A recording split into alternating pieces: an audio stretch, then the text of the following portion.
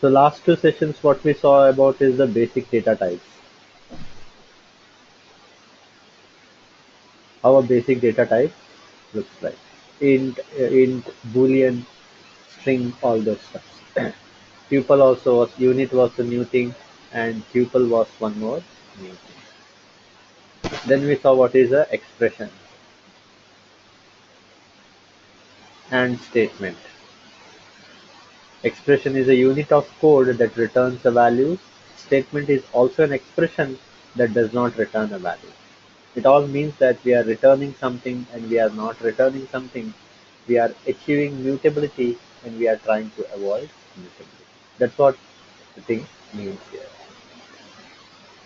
Then we saw block of expression. Block of expression means we just have more than one expression inside one block.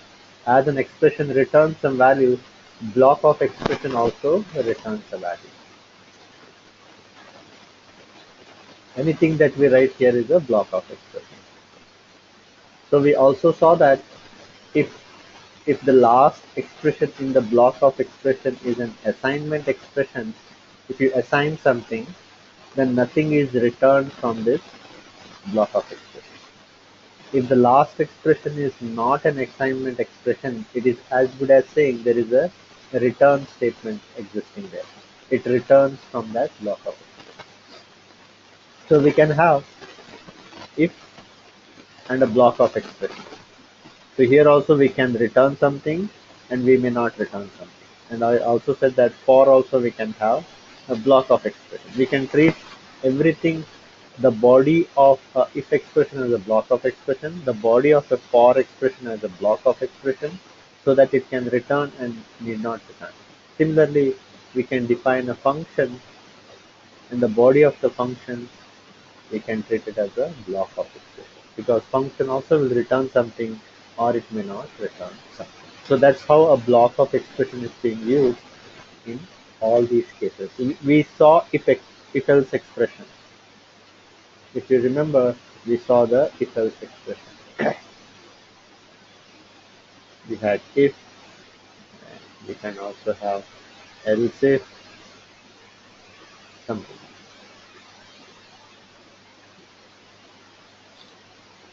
So if you are returning something from the if else expression,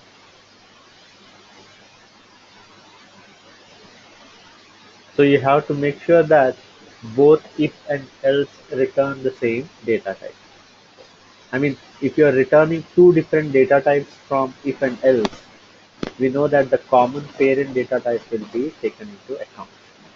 Yes, last time we saw the same. Today we'll see a match expression.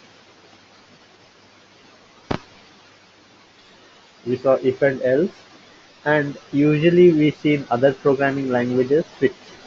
If you remember, we see switch and we specify some expression here, and we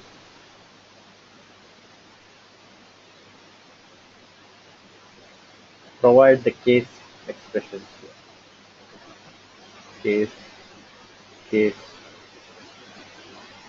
and we have default. So why do we have a switch expression? We usually have a switch expression so that we don't use lot of if else.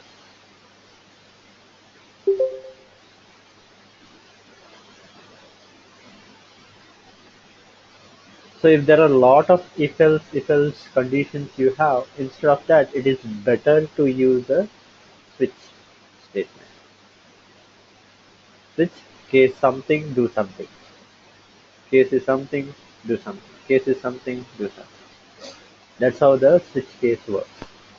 In a similar fashion, in Scala we have called match expression. In other languages it is called as switch expression.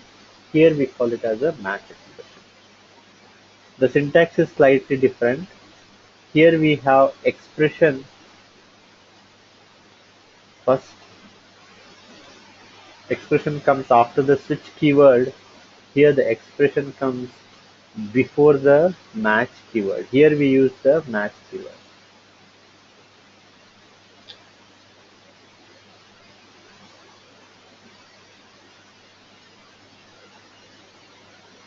Here also we have case, case.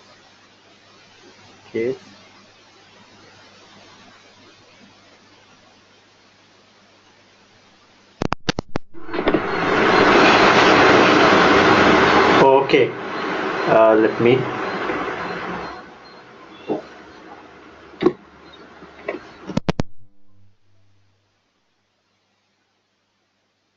Is there still the background noise?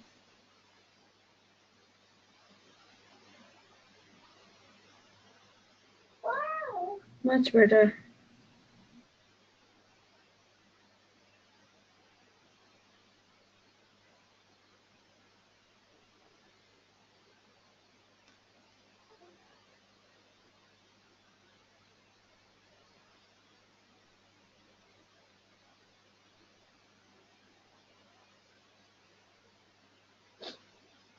Yeah, as I was saying, we have match expression case. Here also we have default, but the way the default is written is slightly different. We will see that.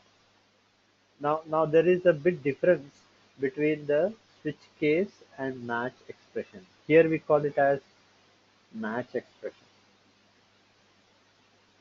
And we know that what is the meaning of expression. Expression means there is some return value and corresponding statements has statements are also expression, meaning that you need not return a value. The same thing holds good for match expression also. If the case here we say pattern match.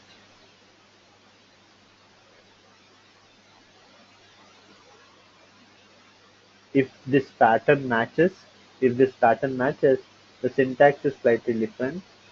We have some expression here. If this pattern matches, we have some expression here. I mean, we evaluate some expression, and after evaluating this expression, whatever value we get, that value is returned from this match expression, match block or match expression. So you need to just remember this jargon. Nothing, I mean, first we have the expression, then the match keyword. Since we will be returning something from this match block, since we'll be returning something from this match block, we can assign it to some some identifier here. So we pass this match expression. We first this expression will be evaluated. This expression will be evaluated. Whatever value we get, that value is passed to the match block. So this pattern matching is done on every case, whether this case matches, whether this case matches, whether this case matches. If the case matches, this expression gets evaluated. If this case matches, this expression gets evaluated. After evaluating the expression, whatever value we get, that value is returned from this match block and assigned to message. So we'll see how to write the, and one more difference is, and that we'll see later. The one more difference is here we can only have primitive data types like int, double, boolean, such kind of a thing. Here we can have in the case, here we can have complex data type as well. We can have complex data types as well. Like we can have a list, we can have a class. All those stuffs we can have with the match expression that we'll see later. As of now, we'll see the with the primitive data types. Later, we'll see what would be the use case of having a complex data types with match expression. So we had seen, if you remember, in the last session, we had used var x is equal to 10 val y is equal to 20, and we had said val max is equal to, we had used the if else condition. If x greater than y, we return x, else we return y. We know that if else expression returns something from its body. We can achieve the same thing using the match expression also. Using the match expression, we can achieve the same thing here. So what we can do is, I will say val max equal to, we know that we need to provide the expression first. We need to provide the expression first. So we'll provide the expression first, x greater than y, followed by the match keyword. Followed by the match keyword, then we'll have the case.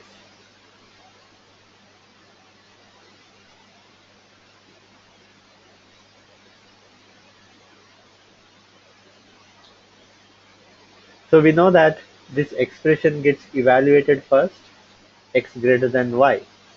If it x greater than y or y greater than y, what we will get evaluated and what the value will get here? We'll get either true or false. So true or false will be passed to this match expression. So we need to have a case whether it is true. Case whether it is true, and we said that the syntax is slightly different. Instead of colon, in other programming language we used to have colon here. Here we use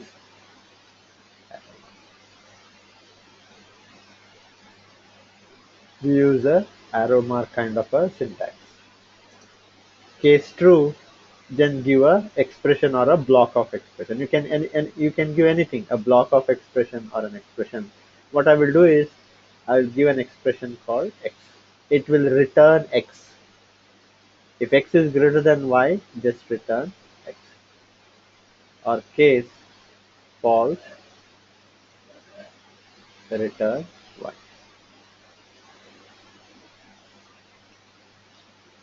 So this is how you write a simple match expression. As I said earlier, this expression gets evaluated. After evaluating, the value is passed to the match block. It will do a pattern match here. Whether this pattern has matched. Obviously, after evaluating this, x is 10, y is 20, obviously will get false. X is not greater than y. We'll get a false. False will be passed to the match block.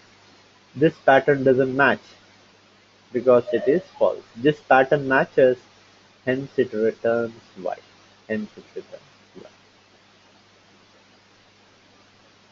So this way we can achieve a max here.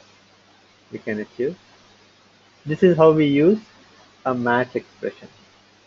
This is how we use a match expression.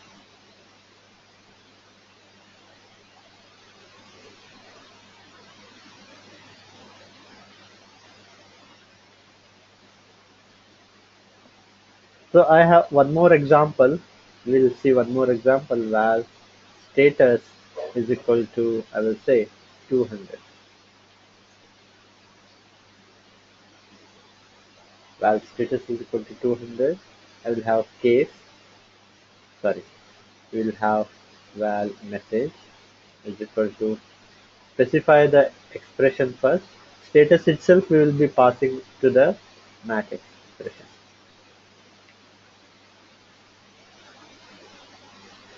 Case, I will say 500. I will return a string called critical error. If this pattern matches, if the case 500 pattern matches, I'll return critical error string. If the case 200 pattern matches, I'll return success.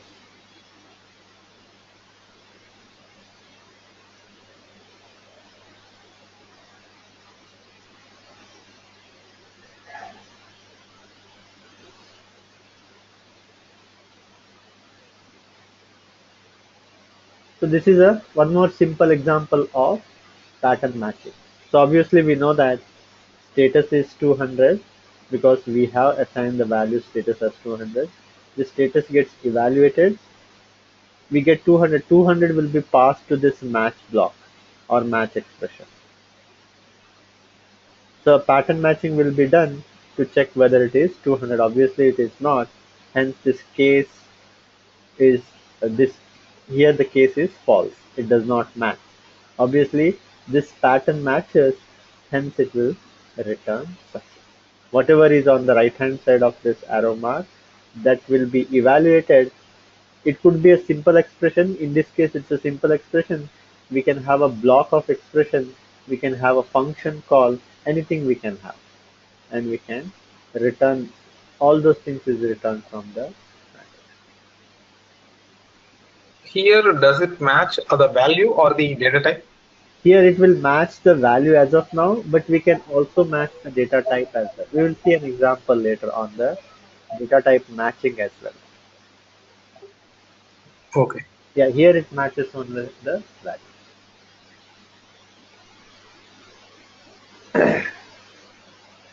Now let's say we don't have status as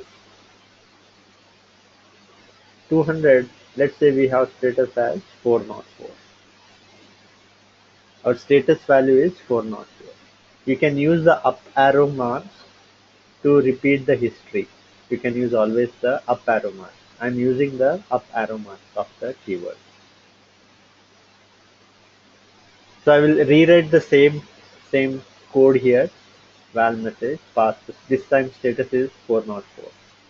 I'm having the same case 500 critical error I will say, case 200 success I will say. I'm not making any change at the match expression. Only thing is the value of the status has been changed. Now obviously this does not match. Obviously this pattern also does not match. So in that case, if none of the pattern matches in the match expression, we always get a error. We always get a error. As you can see, that's the error.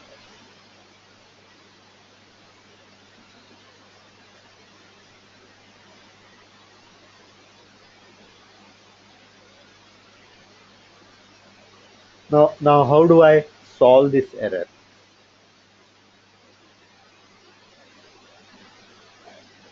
So in switch expression or switch cases, we have default.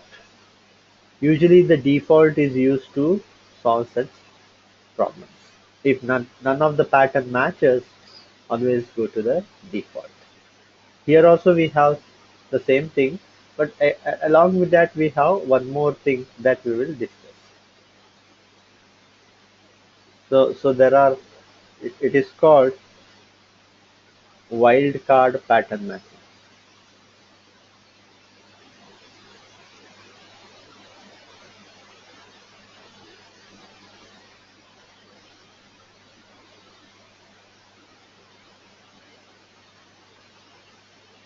So there are two types of wildcard pattern matching.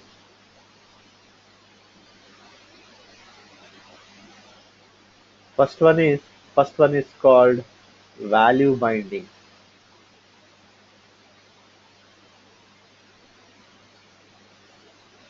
Second one is called a default.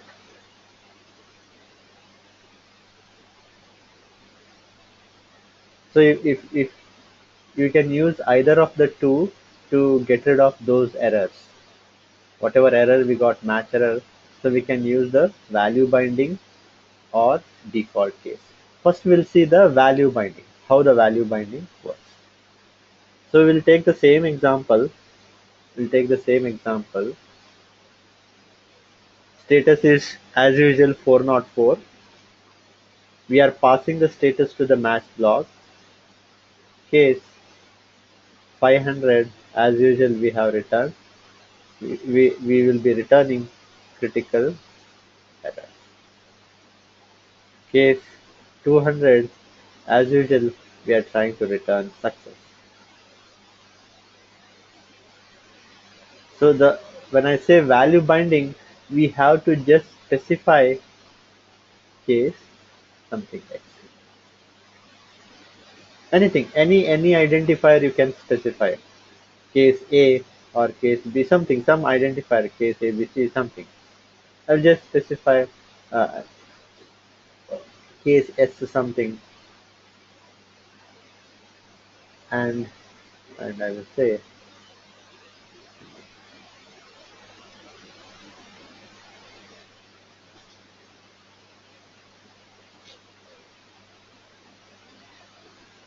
so this itself is called value binding.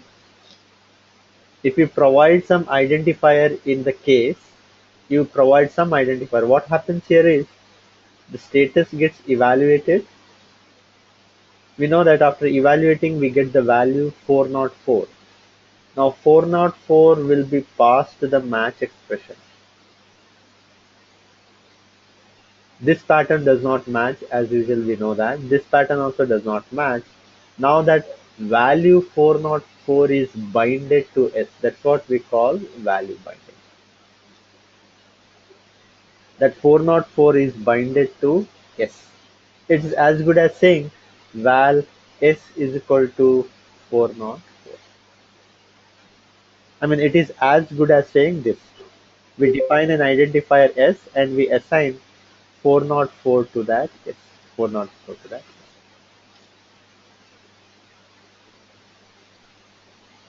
So if at all value binding itself means whenever the value binding happens,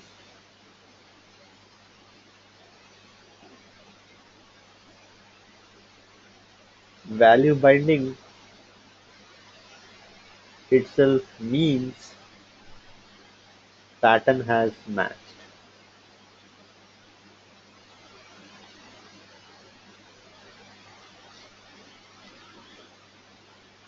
So this pattern has, we need to just remember that. Whenever value binding happens, it means that that pattern has matched. So this pattern matches, hence whatever is on the right hand side of the arrow mark, which is this, gets evaluated. After evaluating whatever value we get, that value is returned from the match block and assigned to message. So we got rid of that error by using some value binding. We could have used this value binding. Usually what is the use case of doing a value binding? I mean, we did something like this, right? We said val message equal to, we specified status, and we have match, and we have case 500, we said critical error, we said case 200, we said success, and case some value binding we did here, and we said unknown.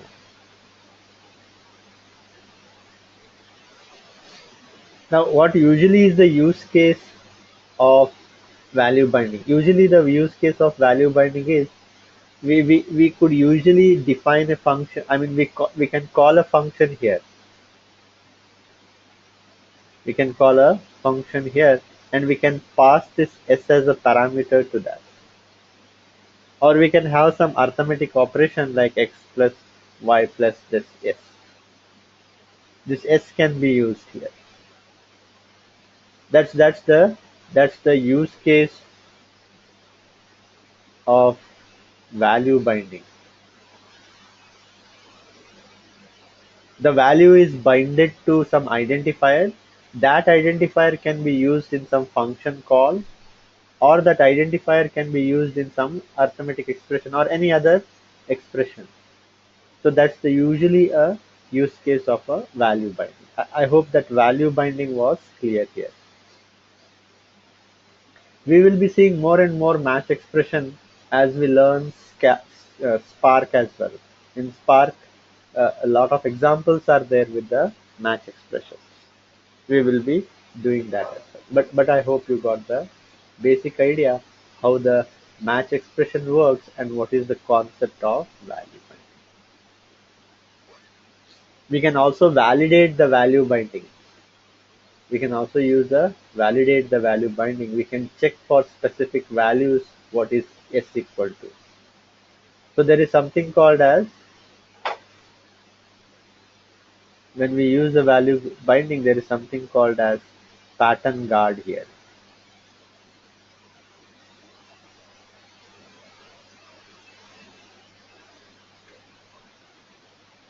Pattern guard is just, it's a validation. It's just a if condition, nothing else.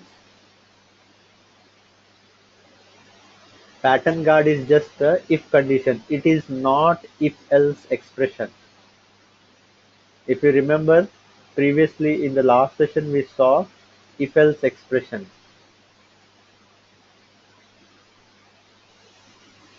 where we specify if, and if else is not specified, the return type will be unit. We saw that. So here pattern guard is not if else expression, even though it has only if condition, that is fine. Don't compare that. It is explicitly called the name given to the, that is pattern guard. Even though there is only if condition, the name given to that is if pattern guard. So it only takes if condition. There is no else at all, and there is no if we don't specify else, there is nothing like unit will be returned from here. It is designed to have only if condition. So let's see that example how to specify.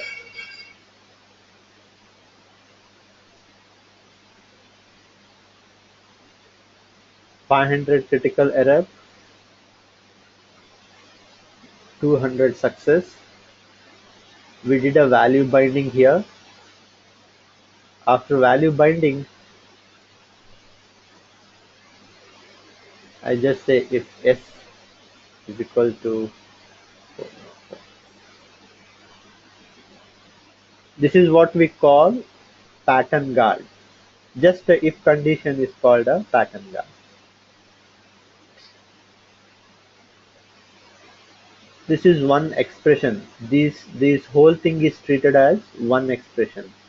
Do a value binding to S. After doing value binding, if we give the if condition here, it is called a pattern guard.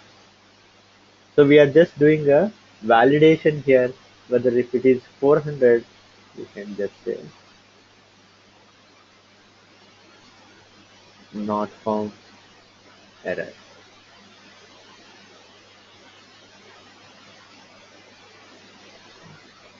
So this is what we call pattern guard.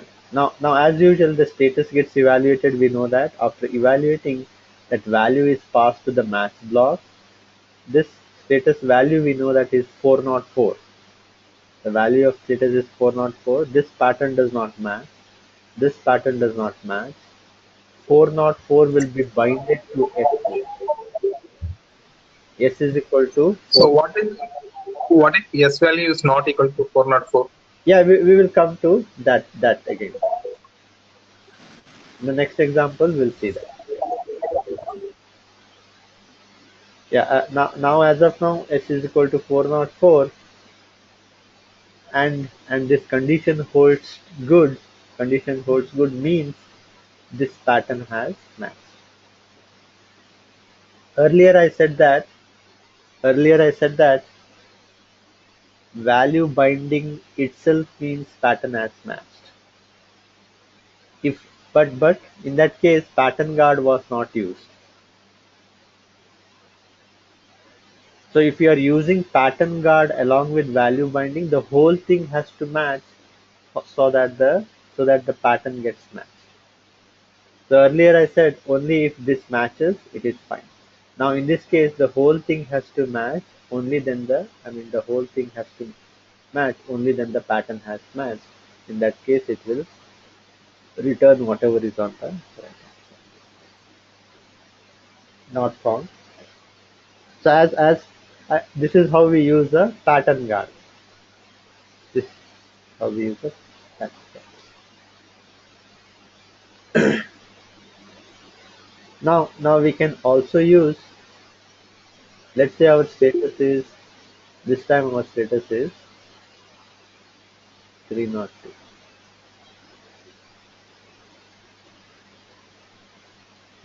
So in this case, if we pass 302 to this match block, if we pass this 302 to this match block, obviously this pattern will not match. Obviously this pattern will not match. 302 will be binded to S now. S will be equal to 302. Then we will check whether this pattern match. Obviously this pattern does not match. In that case, this whole case does not match. So in this case, none of the case gets matched in the match block. Obviously we know that if none of the pattern matches, we get a error. We know that we have already seen the error. If none of the pattern matches, we get a match error. So this is where we can use the default case.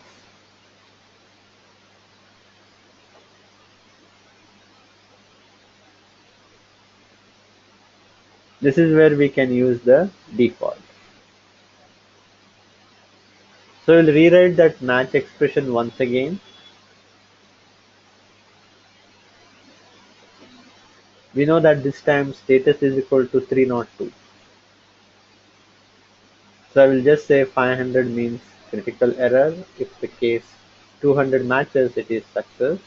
If the case, if then we bind that value to S, then we are checking if it is 404, then it is not found error. Otherwise, we'll say the default case. Default case we specify using underscore. So underscore always means default. So as I said earlier, underscore is extensively being used in Scala. Earlier we saw how to access a tuple. If you remember, the tuple was accessed in that fashion. If I had defined val t is equal to 10 Scala something like true here, so t dot underscore 1 is used to access the first element, t dot underscore 2 is used to access the second element, t dot underscore 3 was used to access the third element.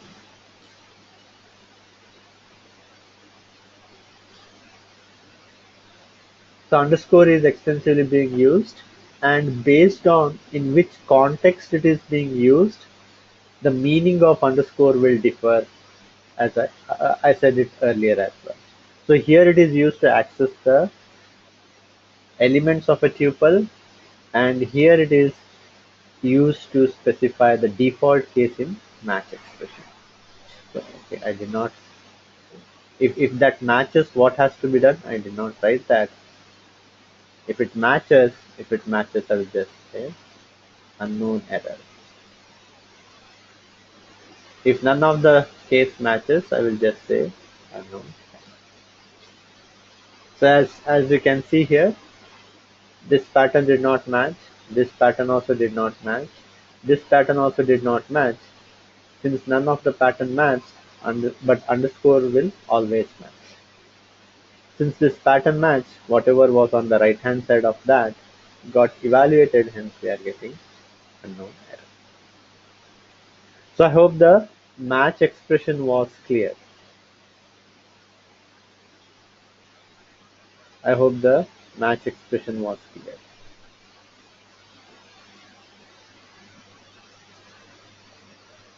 So all these examples are specified here. We can always check these. Whatever I described here, all those examples are here. You can try it out.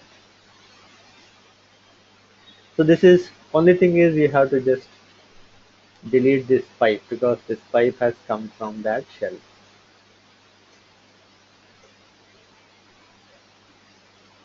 So you can also have this or. You can also have this or. Or means whether this pattern match, or this pattern, or this pattern, any of this, one of the pattern matches, means we'll evaluate on the whatever is on the right hand side. In this case, we have written weekday. In a similar fashion, if one of these pattern matches, we specify it as a week. So this way we can also use the match expression. I hope this was also clear.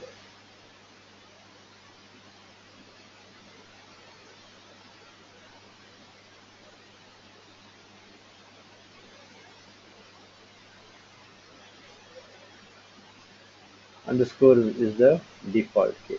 We did see those things as well. If none of the pattern matches, underscore will match. We also saw pattern guards.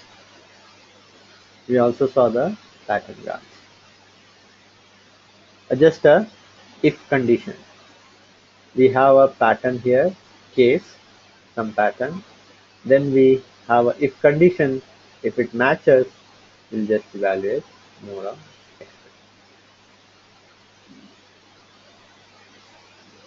So you can evaluate all these examples.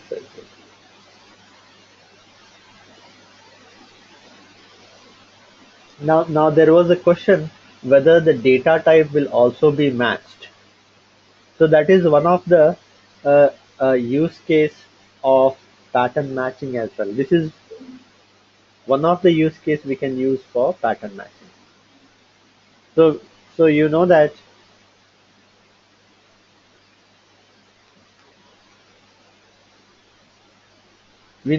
any is the super type. Then we also have any value. These are all the super types of the basic data types, any value. I mean, I can say val x colon, any super type can hold the subtype. I can specify 10. I can also say val y colon any value called 20 because integer is a subtype of any. Again, integer is a subtype of any value. We can, or double is also a subtype of. We can always have a this. Now the compiler exactly don't know what is the type of x. The compiler does not know what is the type of y. It does not know whether it is an integer because it just knows its type is any. When we have any, it could be string, it could be unit, it could be boolean, it could be double, it could be anything. So the what we are trying to say here is the compiler does not know what is any. Now the compiler cannot say x plus y because compiler doesn't know what is x and y here. It's a super type. It's a very super type. It cannot say x plus y because the value of x, I mean value is there, but it does not know the data type. So we can use the match expression to determine the data type. Match expression can be used to determine the data type dynamically.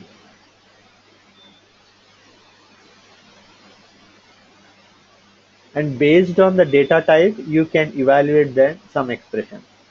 We can determine whether x and y are integer. If they are integer, do x plus y, something like that. So where the resolution of data type is required here, wherever dynamic resolution of the data type is required, match expression can be used to solve that problem. On the go, we want to know whether x and y is integer. So there we can use the match expression. Let's see how it is being done. So it's a bit simple. I will define x as a integer here. We are just saying x as an integer.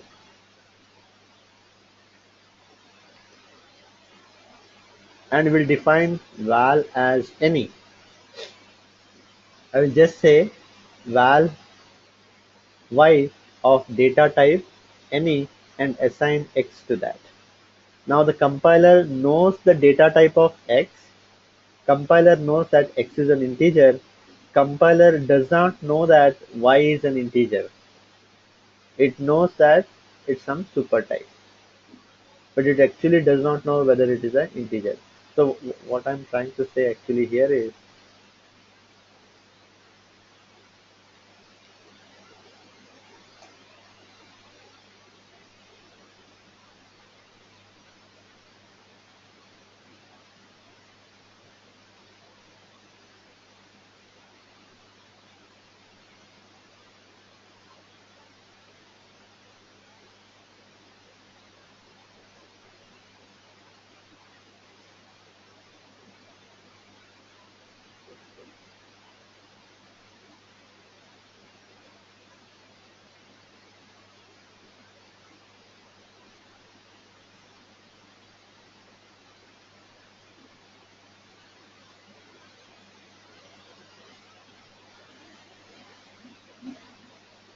what I'm trying to say here is, I specified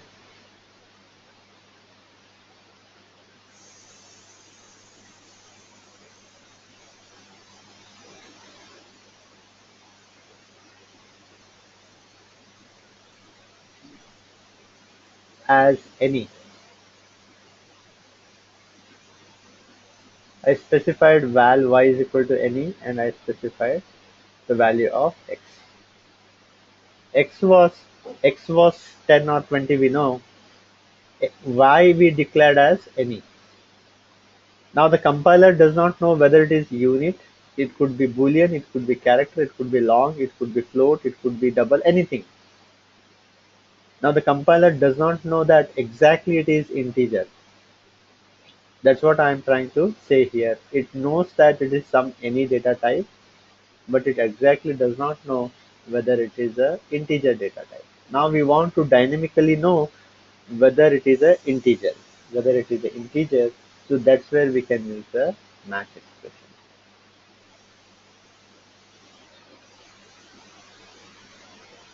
So we can use the match expression as shown in our. So this is how I use a match expression.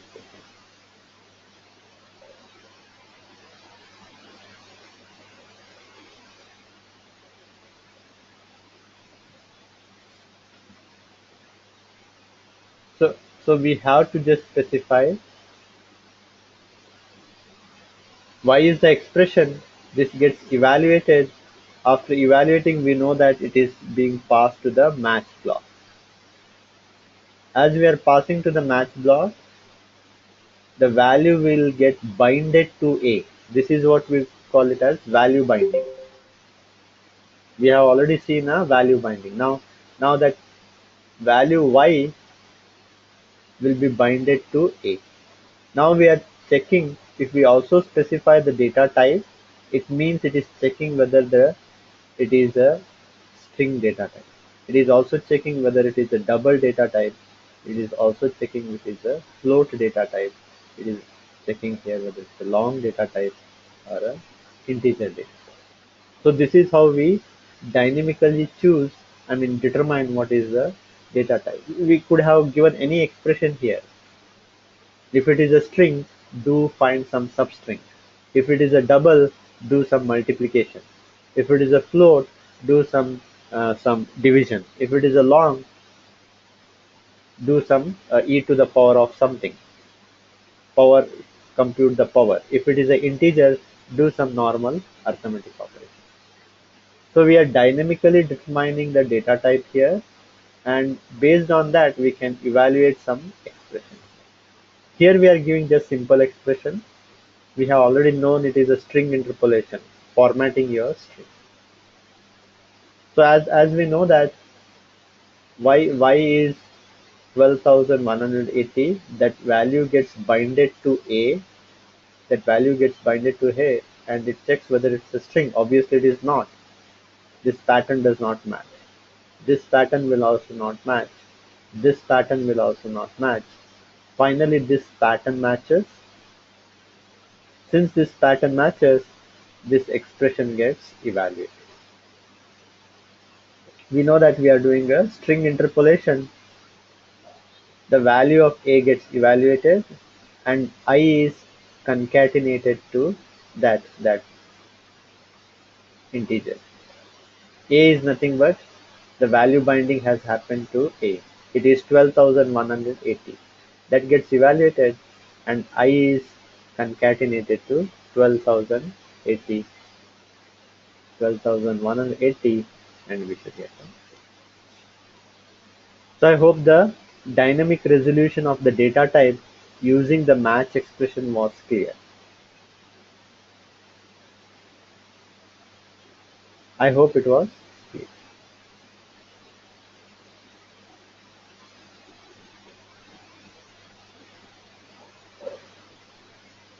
Any questions here on match expression?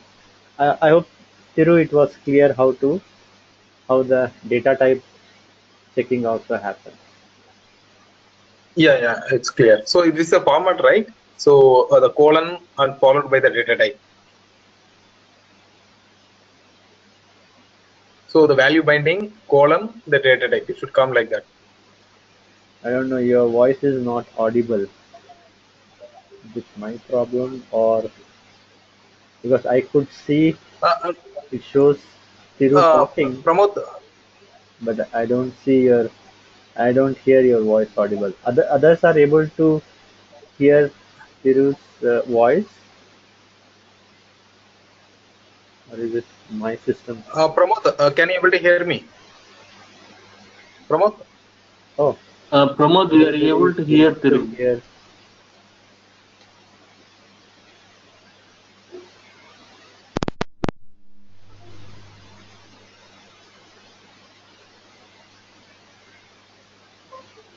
It's fine, Pramod. You Yeah. can continue. Okay, I could hear you now. Yeah, I could hear you now.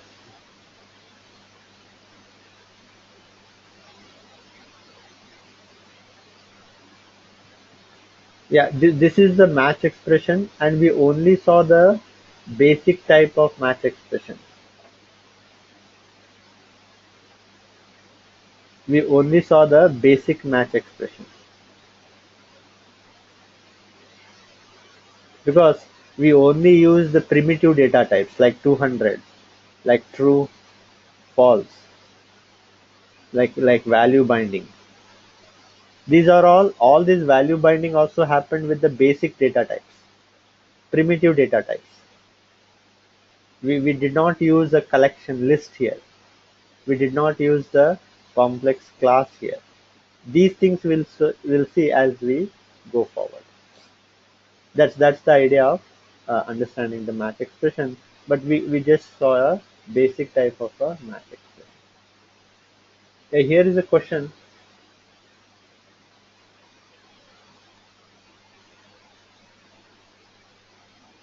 Just one more clarification. Did anybody ask question in between? Because for some 5-10 minutes, I was not able to hear anything. If anybody had asked the questions, I did not hear that. Just you can repeat that question.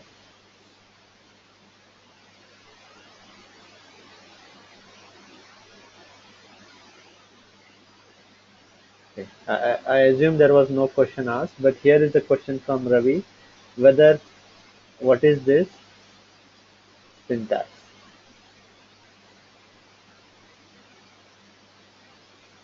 So there are multiple things here. We know that we know that this is value binding. Status gets evaluated.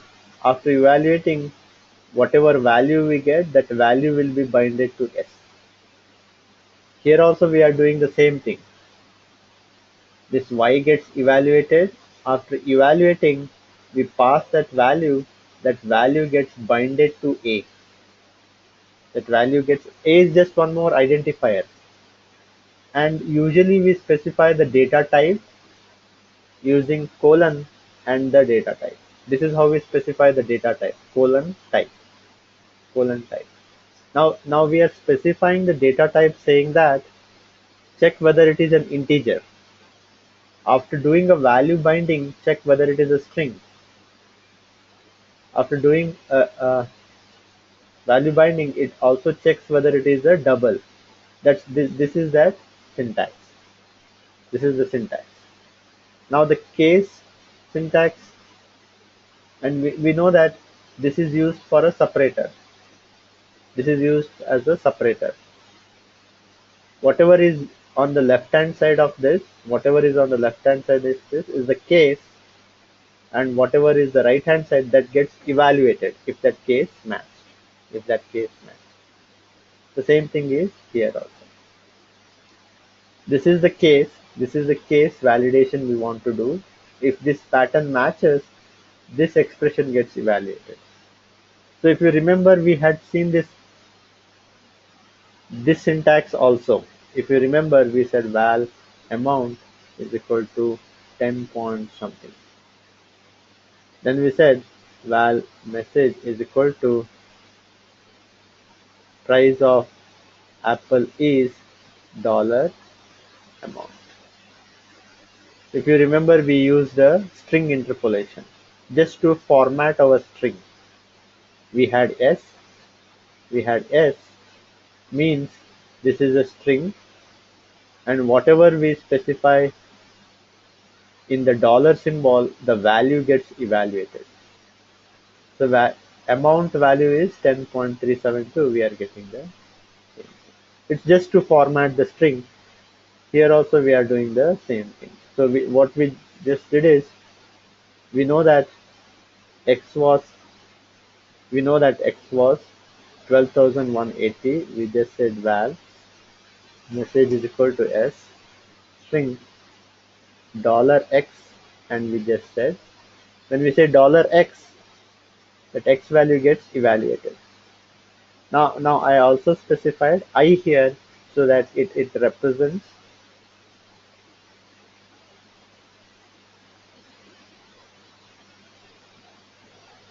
should concatenate. There are not found.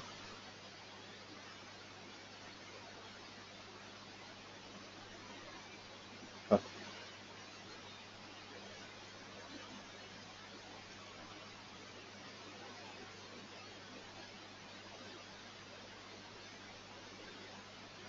Here how it is being done. Okay, they are using the, so we can also specify in this function. So we are just doing a string interpolation. I hope Ravi the whole syntax was clear, or did I confuse here? I hope the syntax was clear. First we are doing the value binding, then it checks whether it is an integer. If this pattern matches, only if it is an integer, this pattern matches. If this pattern matches, whatever is on the right hand side of this gets evaluated. What is on the right hand side of this? It is nothing but some formatting of the string just to indicate that it is a integer.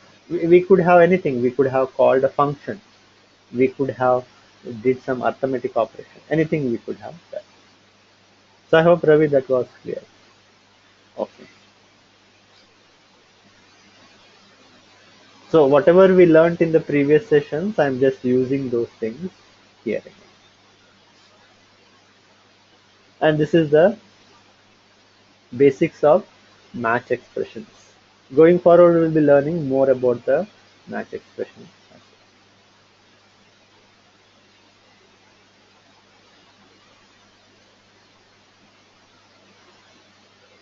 So in our next session, next we'll continue with the loops. Now loops are important here because for loops, we have seen the for loops in other programming language. Now, as I said earlier, again, for, we have a for expression, then we have the body of the for expression. what usually we do in other programming language. In other programming language, what we do is we usually modify something here. We usually modify something here. But with Scala, we say for expression. When I say for expression, we have the body. I said that it will be treated as a block of expression. So you can, if the last expression is a assignment expression here, if the last expression is the assignment expression, it is nothing but we are not returning anything, we are just modifying something. We achieve modification also, we are modifying, and if the last expression is not a assignment expression, we don't modify anything. Or we can say we return something, or we can say we achieve immutability.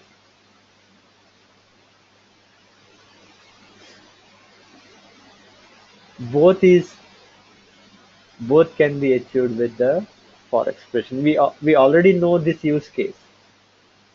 We already know the use case of using. We just want to do some modification. We know this. Now we need to understand what would be the use case of having immutability with the for expression. That also we will see. I mean, let's see one by one. Here syntax is also slightly different. The way we use the for expression syntax is for. We specify some identifier here. Then we have a reverse arrow mark. And here we have some iterator.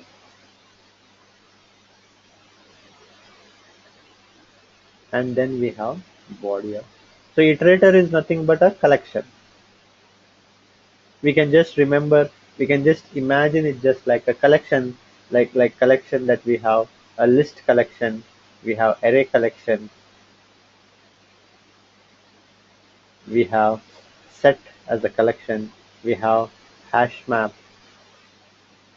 These are all collection. These are all collection. Vector, we have range. These are all the collection. So iterator we can imagine just like collection. So on the right hand side of this reverse arrow mark, we always have a list or an array or a set or a hash map vector or a string. Identifier. What I'm trying to say here is your syntax will be something like this. I is just an identifier. I can have a list of 1, 2, 3, something like this, and your body. Or we can have a for x, some identifier. I can have an array here.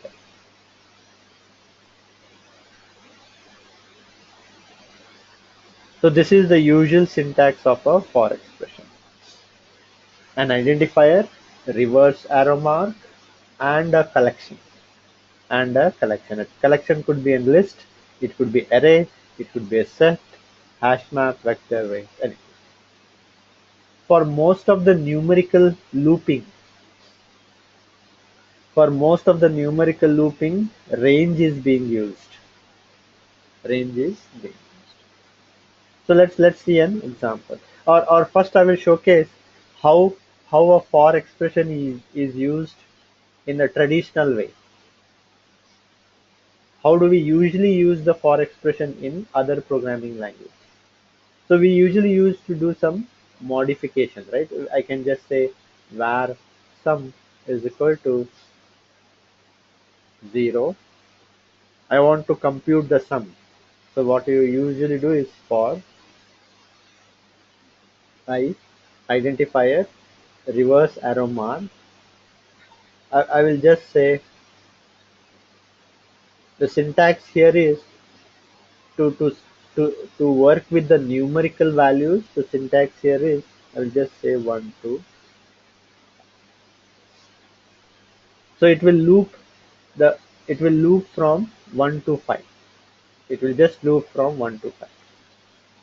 So that's the handy thing that we get with the Scala for numerical computation. It comes as easy as we look it here.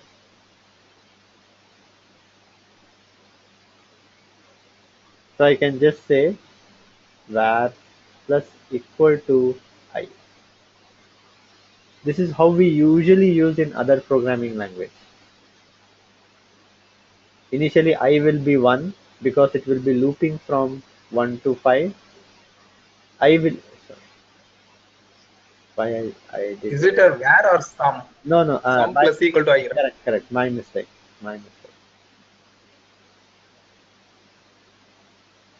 It is sum plus equal to. This is the traditional way of how a for loop is being used in most of the programming language. I will be 1.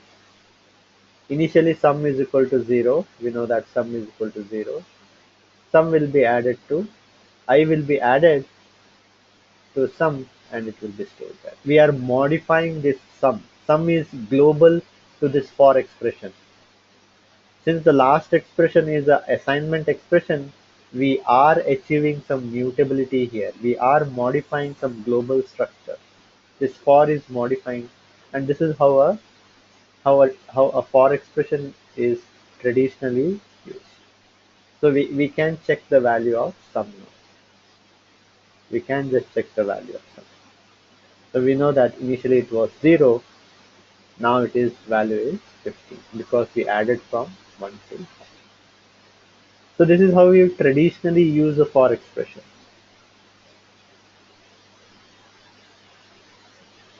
So we can, you don't use in other programming language, the syntax is slightly different.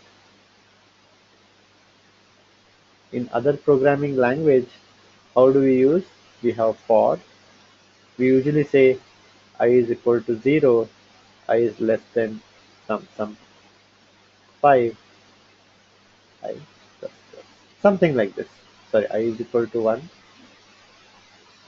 In other, we will say where some 0. For will say I is equal to 1. We'll say I less than equal to 5. I plus plus plus. Then we say sum plus equal to I.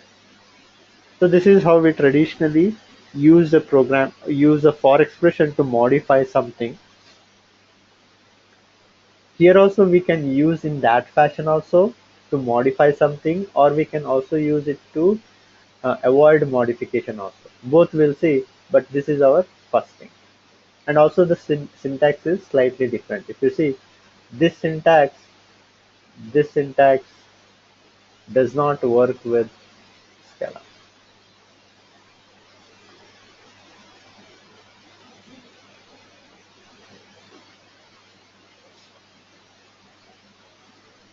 The syntax that works in Scala is,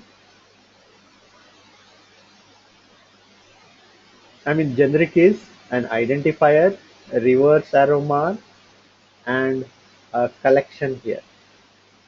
This actually returns a collection. I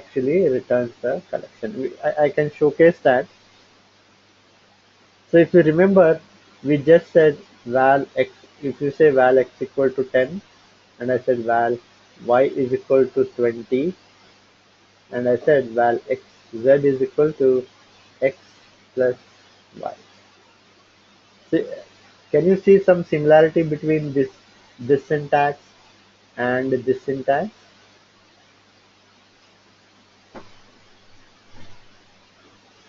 So I said that if you remember, actually what it means, x plus y, what it means, plus is a method. I said that plus is a method which will be called on x in this fashion, and y is being passed as a parameter here. Y is being passed as a parameter. The same thing holds good for one is a object. I said that everything is an object in Scala. Actually, two is a method, and to which phi is being passed as a parameter, and it returns a collection.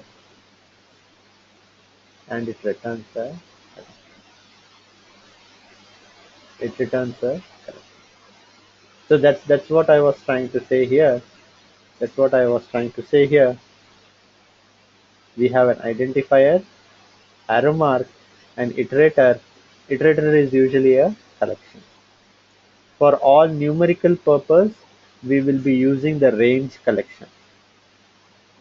For numerical purpose, numerical looping, we usually use the range collection, and this is how you specify a range. We directly specify these things in our for. So it is nothing but on integer class there is a to method which takes one more integer and returns a collection. So that's what we did here. Range is just one more collection here.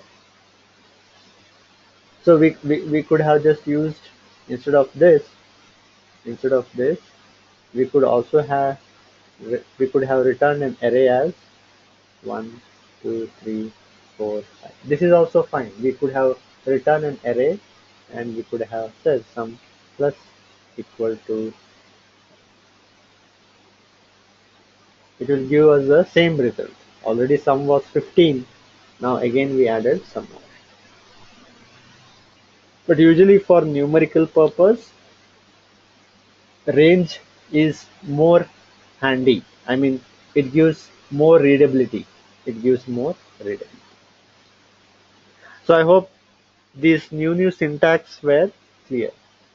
Even though we are trying to achieve the same thing as other programming languages are achieving, that is mutability, but the syntax that we are using is slightly different. We haven't gone to the immutability part yet.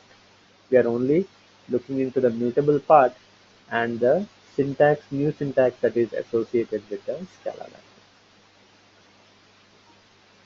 Now I don't want to use the last element.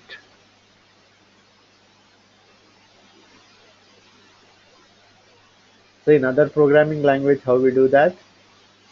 If I don't want to use the last one, we usually say for I is equal to 1,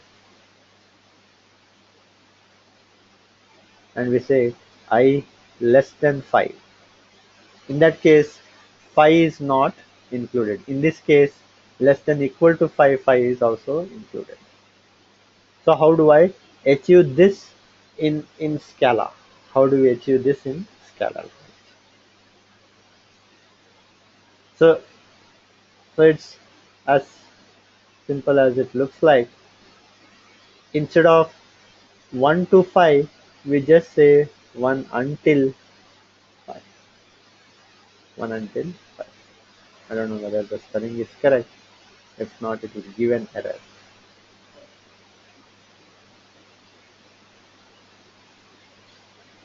So 1 until 5. Here, the last element is excluded. So again, it is nothing but on one until is a method is called, and 5 is being passed as a parameter. As you can see here, we have only values from 1 to 4, a collection from 1 to 4. So we can see that it is not 45, it is just 40. So until can be used for that purpose. 1 until will exclude the last one. 1, 2 will also include the last element. So we can be. So now as you can see here, it creates a collection. Whenever I say 1, 2, 1 to 5 something. Whenever I say 1 to 5, it creates a collection from 1 to 5. I mean, the default incremented value is 1. The default incremented value is 1. Now how can I don't want the default increment value to be 1. So if I want the default increment value to be 2, how can I do that?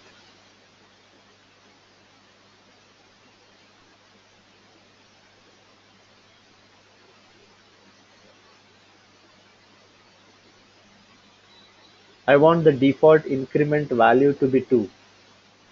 So how could I do that? Or I can say loop by 2. Loop by 2 in this case. So if I use a for loop, I can again use where sum, I'll reset to 0 here.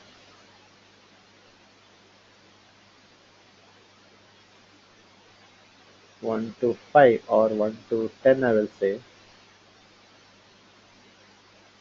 I just have to say by. I will just, instead of doing sum, I will just println. Print also, we know that it does not return anything. We know that print does not return anything. It is as good as doing a mutability. It writes the output to the console. Either you have a assignment operation in the block of expression as the last expression to achieve mutability, or you have such kind of a statement which itself does not return anything. So as you can see here, it has, by default, the increment is happening by 2. Loop from 1 to 10 by 2. 1, 3, 5, 7, and 9. So you can specify any delta value. You can specify any delta value. 1, 5, 9. So what is happening here? When I say by 2, again it's the same syntax. If you remember, it's the same syntax. So what is happening is, here is, I will just say val r is equal to 1 to 10. We know that it returns, it is as good as saying, on 1, 2 method is being called and 10 is being passed as a parameter, it returns a collection. So R, this is an expression which returned a collection. So R is that collection now. It is assigned to R. So after that, what we did? We said by 2 we did. In our for expression, we just said 1 to 10 by 4, or I will just say 1 to 10 by 6. So what is happening here is, it is nothing but we already saw this part. This part returns a range collection. On that range collection, we are calling the by method. Range collection is again an object. R is that range collection. So R is that range collection. R dot by, when I say 2, it only gives a collection with incremented value.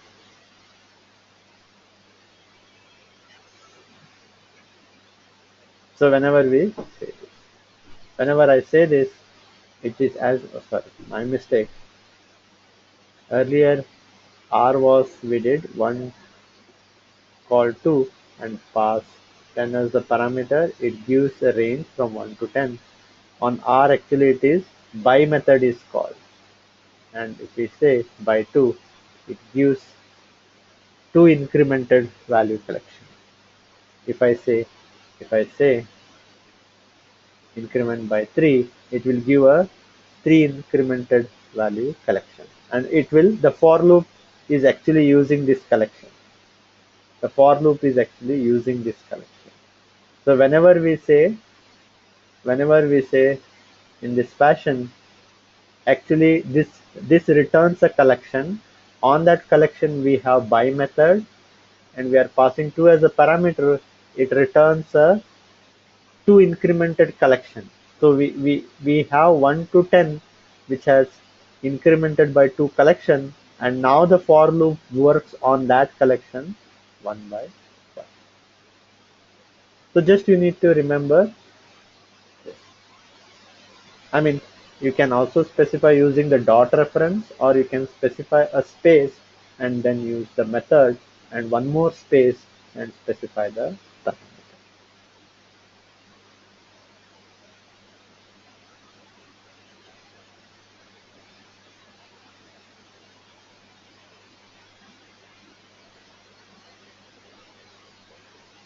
I hope the normal for loops were clear. Only thing is we just use the new syntax, but this is how we use a basic, or sorry, mutability way of using the for expression. We did not see the immutability way of accessing the for expression. That's what we will see next. I hope till here things were clear. Any questions here? Pramod Kalyan here. Yes. Can we do the increment within the within the expression? I mean within No, there is nothing like that increment. Such type because in a regular programming languages that we can define the I and we can define the range, and the increment can be done even in the within that expression list also. right. I mean I plus plus whatever we did, right? Yeah. Yeah, that is achieved by here. By one Yeah, but by but that you are declaring in the beginning only. Can we do it in that curly braces thing? no, such kind of a syntax is not used. If we want to do such a thing, we always use a while loop. Okay. For while loop, it is such kind of a syntax can be used. Here you can specify I plus plus something. Okay. I is equal to I plus 1 or I is equal to I plus 2 something. Those syntax is good for while loop. For loop does not have that syntax. With for loop we usually use, because the syntax of for loop is, the generic syntax of for loop is for some identifier, reverse arrow mark and iterator. That's the generic syntax. So iterator is nothing but some collection. You cannot have uh, some our own x plus plus or I plus plus kind of a syntax. So that holds, that is there available in the while expression. So we can have here while, outside the while loop, we can have I is equal to 0, and we can always check I plus plus. That's how the traditional way how the while loop works. Here also it works the same way. There is no change in the while loop. The only change is in the for expression. Okay. Thank you. Pramod, can you go to the shell, Yes. Scala shell? So actually, I'm seeing, so when we give the value r equal to 1.1 to 2, so it shows the range. But when I execute the same command, it gives range 1 to 10. So it is because of the version uh, compatibility, something. What it shows? What is the? It shows, so I have pasted in the chat. Okay. So it is not giving the complete Okay. value, the It range could of be because values. of the syntax. Sorry, version. It, Version. Oh, okay. yes. But actually, it will be internally. It's the same thing. Oh, okay. Yeah. Now here is one more question. The question is how to decrement. Now So we when can give minus, right? uh, Minus value. right. So here we said val r is equal to 1 to 10. We get a collection from 1 to 10, and if I say by 2, it will increment that collection from by 2. Now I want to have, I want, decrement is nothing but having a collection from, let's say, 10 to 1. 10, 10. So if you give this collection to the for loop, it will start from 1 and it will go up to 10.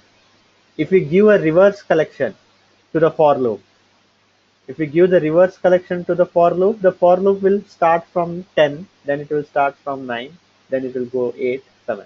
So how do I achieve a reverse collection? So 10 to 1 by minus 2. correct. So we just have to say, we have to say 10 to 1, 10 to 1 by minus 1. So you will get from 10 to 1. So I can use the same thing in the for loop also. For identifier, this I will just say, I'll just use 5 to 1 by minus 1. I will use the same thing. Now the for loop gets a collection. For loop gets a collection from 5 to 1. So I can check that also by printing the value of I.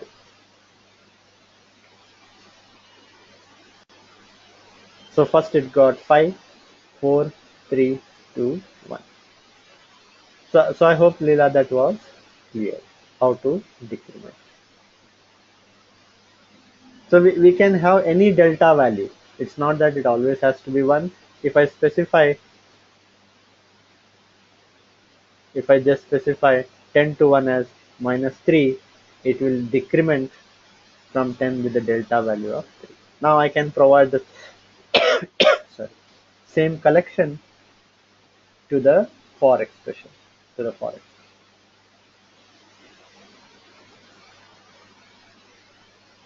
So that's how we use the for expression. Now whatever we use the for expression,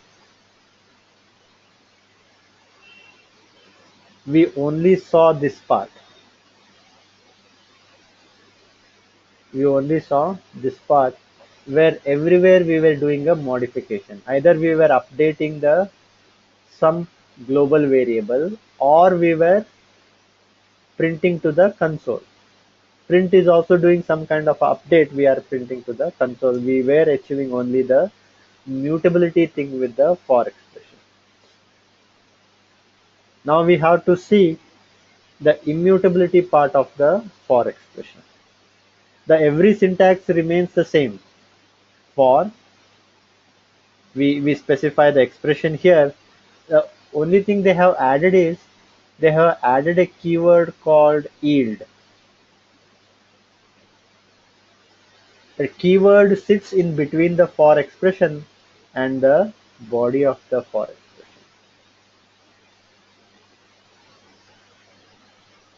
expression. I don't know why they have specified yield here. They have just specified a keyword yield to return something. And also we need to make sure that the last expression is not an assignment expression. If the last expression is kind of a println or it is an assignment expression, then nothing will be returned. Nothing will be returned. So we should avoid such things as the last expression in the body of the expression. So let's see what we can do with those.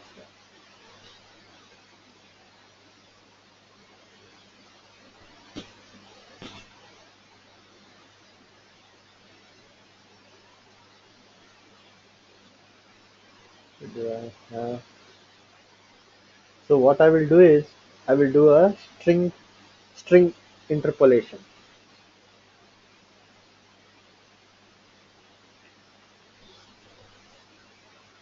So for, as usual, the syntax remains the same. Reverse arrow mark. I will say 1 to 7. 1 to 7. And as I said, if you want to achieve immutability or you want to return something from the for expression,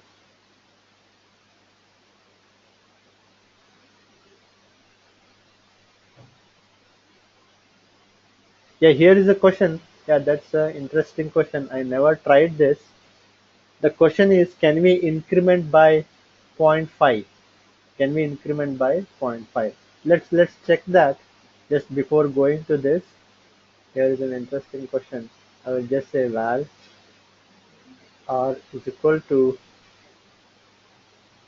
1.0 to 10 5.0. Let's say it gives a double collection by 0.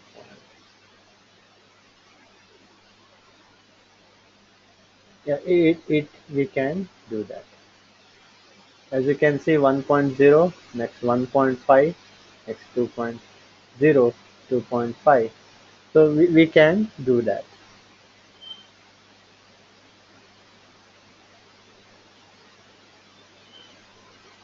Let me only specify this. Yeah, if you specify integer, it will try to, probably you might have tried this. You might have tried this. The collection should be a double collection, and we can also increment by 0.125. So we can always use this in the for loop as well. We can always just inside the for loop as well. For, I'm directly specifying R here because R is a collection. R is a collection. I can just tell it 1, 1.5, 2, 2.5. I hope that was.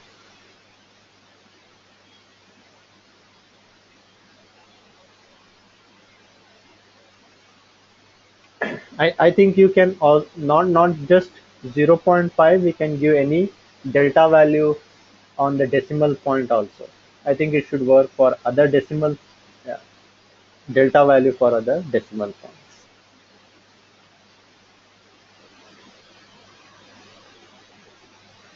Now, as I was saying, we want to talk about the immutability part of the for expression. And as I said, everything remains the same for I. Reverse arrow mark is the syntax. Then I will just say 1 to 7.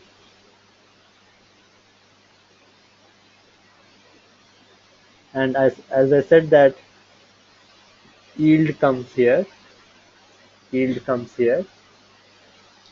And in the body, I will just return the string using the string interpolation. Using the string interpolation, I will just say day, day, dollar, I will be resolved here. I will be resolved. So it returns a string. Since our last expression is not a print, our last expression is not a mutable assignment expression. Our last expression is just a string. So obviously that expression gets evaluated, and whatever value we get, that value will be returned from the for expression. That value will, so I will just, I forgot to write something. So since we are returning some value from the for expression, we can store it somewhere. I'll just say result equal to. So you will also find a equal to sign before the for expression, and we usually don't see such things in other programming language. Here we see such a thing because for also returns something. So the return value will be stored in the result. And what we are trying to return, I'm just returning a string using string interpolation, doing some formatting. I will just say day, a date something. I gets resolved here. I gets resolved for each value of I. Now the question is what it will return. Now the question is what it will return. Whether it will return day 1, or it will return day 2, or day 3, day 4, day 5, day 6, or day 7. What it So will it return? returns array of strings. Right, Day 1 to day 7. correct. So it returns a collection actually. It returns a collection, we can check that. What it does is it will loop through each element from 1 to 7. It will loop from 1 to 7, and it will evaluate the value of I. I will be first 1, I will be 2, then I will be 3. Hence, after evaluating, we will get day 1, day 2, day 3. All these evaluated value will be stored in a collection, and at the end of the loop, the whole collection is returned. The whole collection is returned. So as you can see here, we are returning a collection. We are returning a collection. So vector is just like one more collection. Just like we have a list, just like we have array, we have range, we have hash map, we have set. Similarly, vector is also a collection. So what we are trying to showcase here is, now what is the benefit of doing such a thing? What did we achieve with immutability here? Any idea what did we achieve with such thing? Any idea here? What actually did we achieve? What use case it is solving with such a thing? We got a collection of immutable collection of strings. Right. But what did we achieve here? I mean, what's the use case we are seeing? What is the use case? The use case is nothing but, if I put it in a diagrammatic fashion, what is the use case that we are seeing? We had a collection, one, two, or I will write in this way.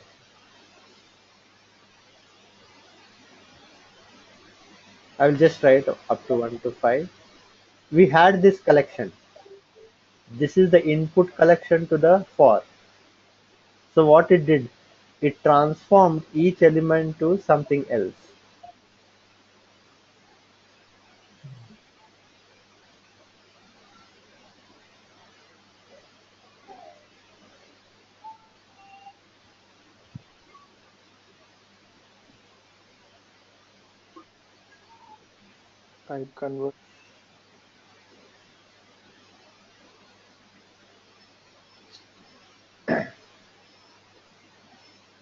So we transformed each element from the input collection to something else as an output collection.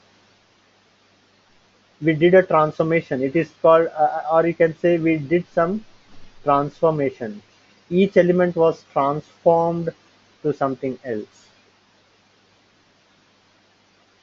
So if you remember the set theory in mathematics, we have one set here, then you have f of x here, and it transforms each element from the first set to something else in the another set. So here f of x is nothing but logic inside the body of for expression.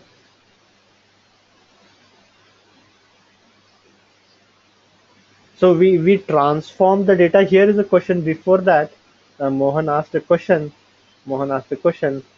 Whether the original is modified. No, we always return a new collection. For yield returns a new collection. As I said earlier also, collections in Scala are immutable by default. Immutable by default. So the original collection is not modified. Here this is range actually. The name is range collection is not modified. It returns a new collection called vector. It's only in this case, range and vector, two different collections are types of collections are being used. But again, these are all the subtype of same type. I mean, not to worry about this. I can just say, don't worry about range and vector here. We will see that later. This is one collection one. This is collection two. That's all we can just as of now. We got one more collection. The original collection was not modified. It transformed each element of the collection to something else based on the logic that we specified in our body of the forest. You can write any logic. You can write any logic here. That logic will be applied on each element of the source collection, and it transforms the, as good as saying, as good as saying, as good as saying, let's say you have a database, just to compare it with the database, as we know that there are more database. We have a employee table. Employee table, we have employee ID, employee name, employee salary, employee age, something like this. And I said that table is nothing but collection of records. This is a table. Table is nothing but collection of records. I have record 1,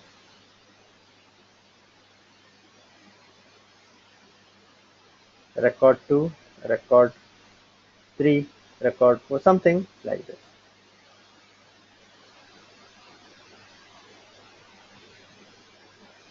Multiple records.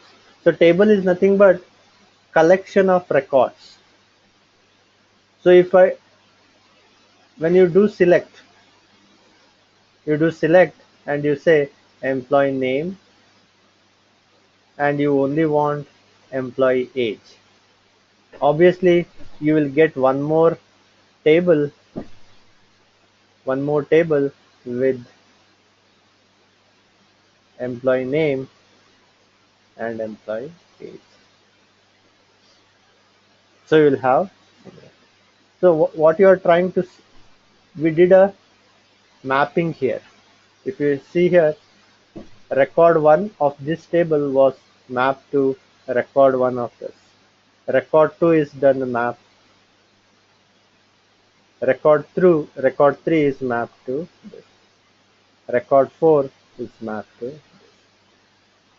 So what we can imagine is for with yield, for and yield together is all about doing this transformation. Is as good as saying you are using a select query with only few records. So for yield, the use case is this. You do transformation. Here you can specify anything.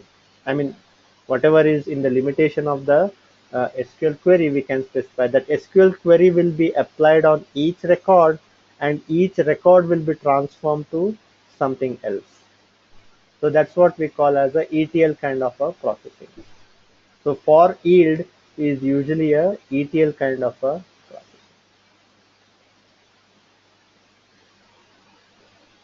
Extract, transform, load, that we say. So you can specify anything here. So I hope this was clear. What's the use case of returning something from the for expression? You want to return something from the for expression, that's the use case. It's usually used for transforming each element of the source to something else based on the logic we provide or whatever problem statement we have. Let me take one more simple example here. We know that we can specify a tuple. We know how to specify a tuple. Tuple is this. I have a name as Sam. I will say employee ID as 1000. Employee name as Sam. Employee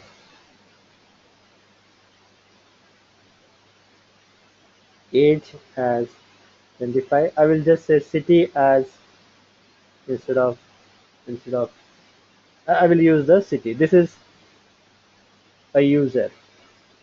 Val, I will just say user2 is equal to employee ID is 101. I will say name is John. Age is 35. I will say Chennai. User 3, I will say one more user ID. Sorry, employee ID is 102. name is Mike, age is 42.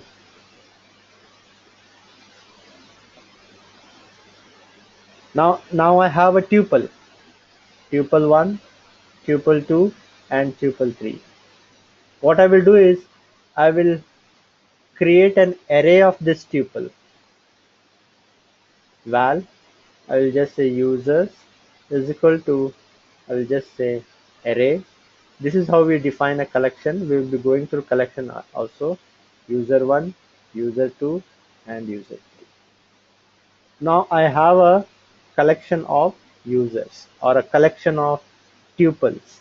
This is the first tuple. This is the second tuple. It is now the users is kind of a table.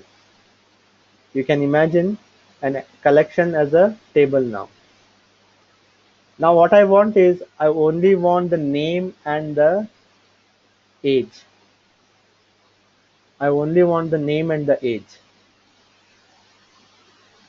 How do I get that?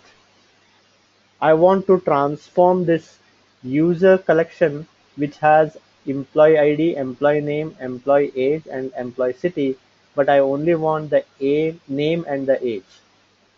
So obviously we know that we can use the for expression.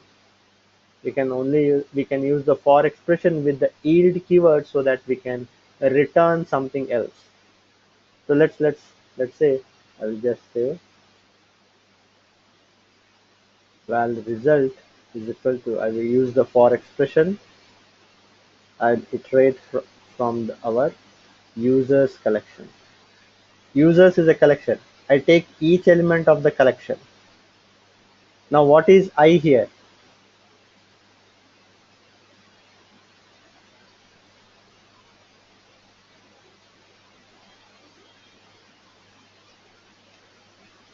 It takes each element from the collection. What is each element from a collection? Is a tuple. So I is a tuple now. I is a tuple. So if I want, I shall return a tuple again now. So we know that this is how we how we define a tuple. But what has to be the first element of the tuple? First element of the tuple has to be the name. Name is the second element in the source tuple. Dot underscore 2, and the age is dot underscore 3.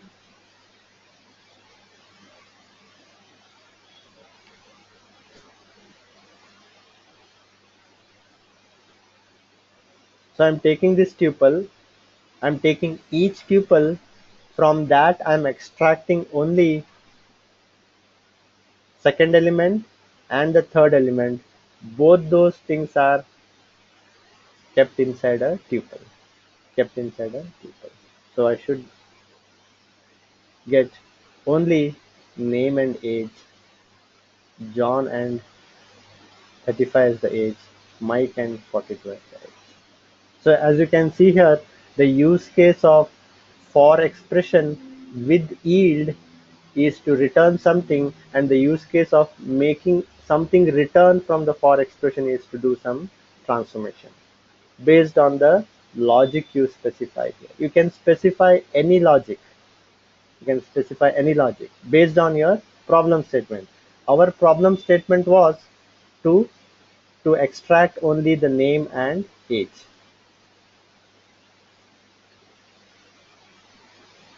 So we only extracted the name and age, and we got a new collection. And the new collection is the result collection. The original collections remains as it is. Users remains as it is. So that's the idea of using for expression with yield. Or in a generic fashion, whenever the use case of using for expression to avoid mutability, or whenever we achieve immutability, it returns one more collection. We did not modify anything. We are creating a new collection. We are using it to do some ETL transformation. The best example would be to do some select kind of a.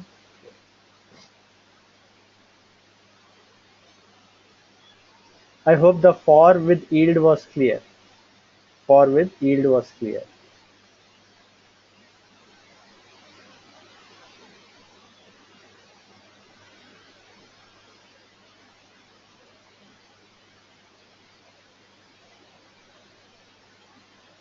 Any questions on for with yield?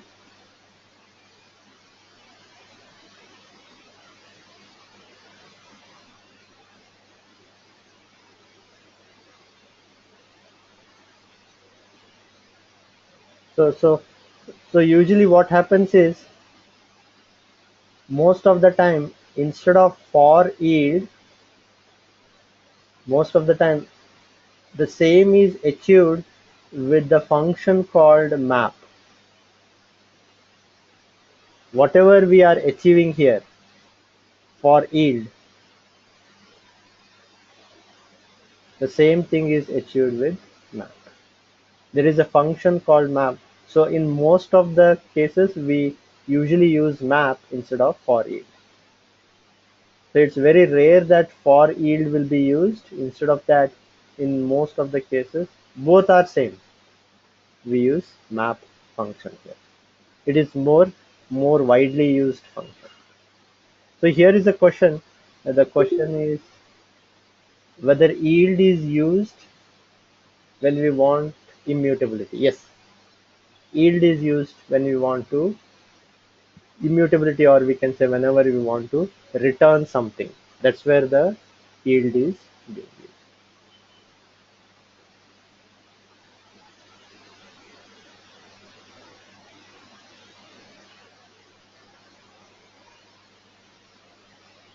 So that's for and yield. Now there is something called as, we can also have some conditions here.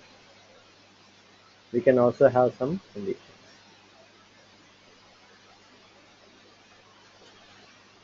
So like in match expression, we had a condition called pattern guard. If you remember, in match expression we had pattern guard where we specified a condition. Here also we have it called as iterator guards. So where we specify a condition. We have seen this, the syntax of a for. We usually have an identifier, reverse arrow mark, iterator, and this is our iterator guard. Just like our pattern guard, we have a iterator guard.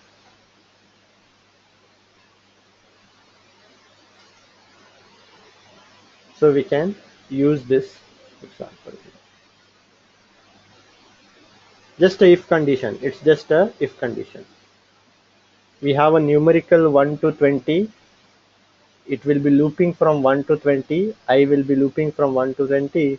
Then we have our iterator guard saying if I percentage 3 is equal to 0, only then yield I.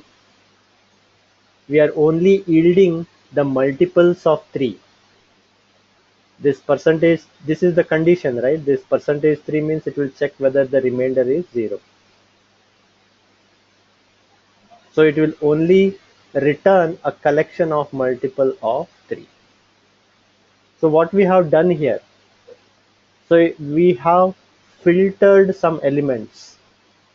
We have filtered some elements. So for yield and iterator guard is used to filter some elements.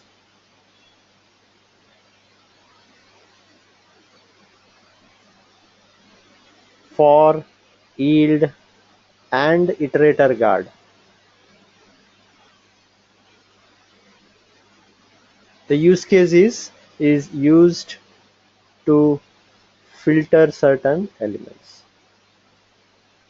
So in your, if you compare it with your SQL, you can say select star from the employee table where age is greater than something.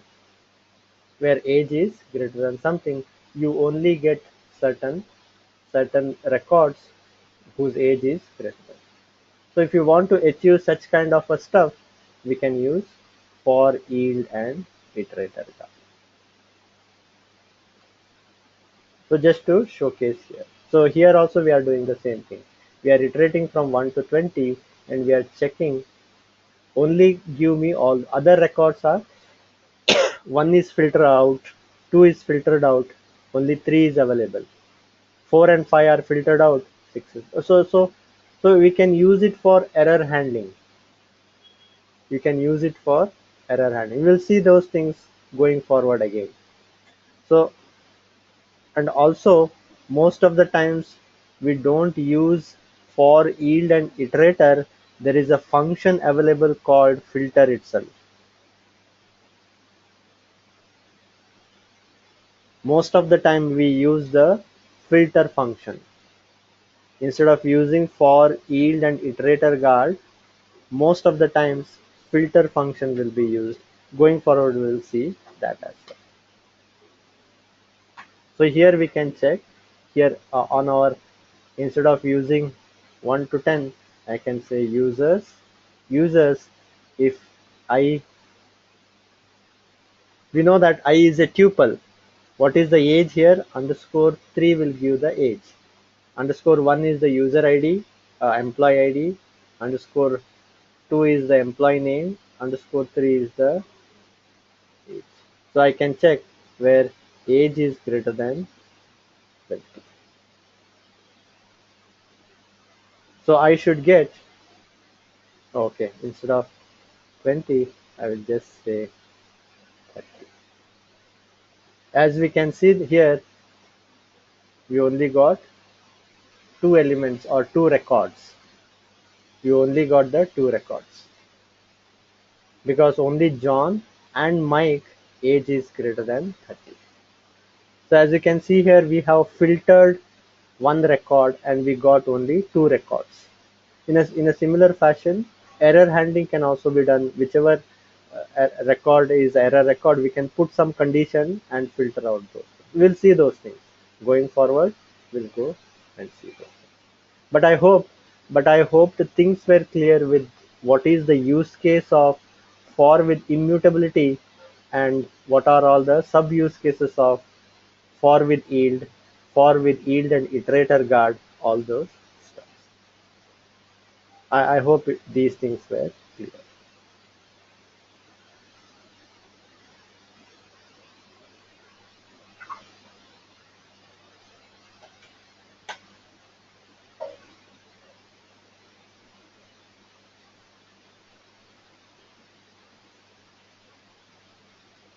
So I assume here things are clear. So if there are any questions, please you can ask the questions or you can message me, you can send me an email. Thanks everybody. I think we will wind up the session here and we'll continue tomorrow, same time. Thanks, Pramod. Like you will be uploading the video on the YouTube, or you will be giving us the link? Yes, I shall be uploading this and I will provide the link, or either way, I will upload to my Google Drive or YouTube and I will provide the link. Okay. Thanks, Pramod. Thank you. Thank you, Everybody. Pramod. Good night for two people and Have a have good a day. nice day to others, and everybody have a nice day tomorrow. Thank you.